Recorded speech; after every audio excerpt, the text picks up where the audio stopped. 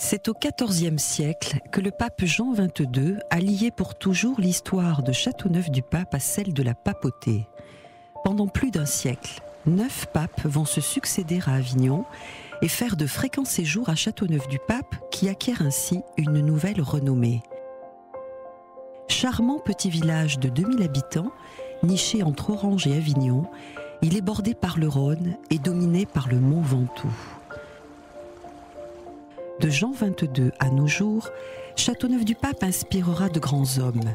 Parmi eux, Frédéric Mistral, le fait libre, mais aussi le baron Leroy de Boiseau-Marié, qui participera en 1935 à la création des appellations d'origine contrôlée.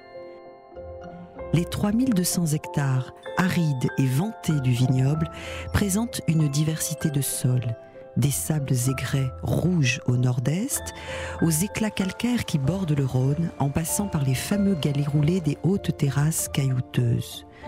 Ce sont ces terroirs qui permettent à chaque vigneron de participer à la création d'un vin solaire, complexe et généreux.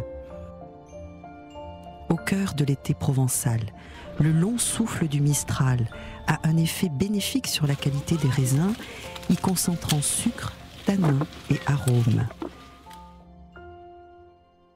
La richesse des vins de Châteauneuf-du-Pape, constituée à 94% de vins rouges et à 6% de vins blancs, est aussi liée à ces 13 cépages. Le grenache reste souvent dominant, apportant sucrosité et notes de fruits noirs, ainsi qu'une capacité exceptionnelle des vins au vieillissement. Le Mourvèdre relève d'un grain de poivre les saveurs animales de la syrah. Le cinsault apporte sa fraîcheur.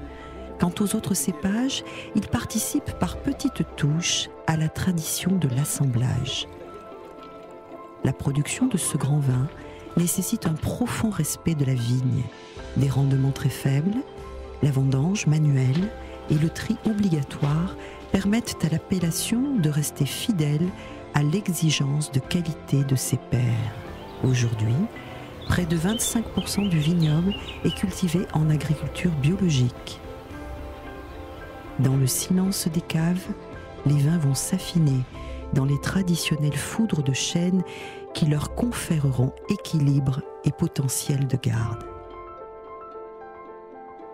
Parfois, la truffe se cache au fond du verre. D'autres fois, ce sont les épices et les notes de cuir qui vont exprimer la maturité de ce grand vin. Quant au blanc, jeune, il respire la vivacité des fleurs du printemps. Plus âgés, ils exhaleront des notes de fruits secs. En 1937, pour garantir la mise en bouteille à la propriété, les vignerons créent une bouteille frappée à la tiare papale et des clés de Saint-Pierre. Depuis, elle continue d'exhiber avec fierté ses nobles armoiries.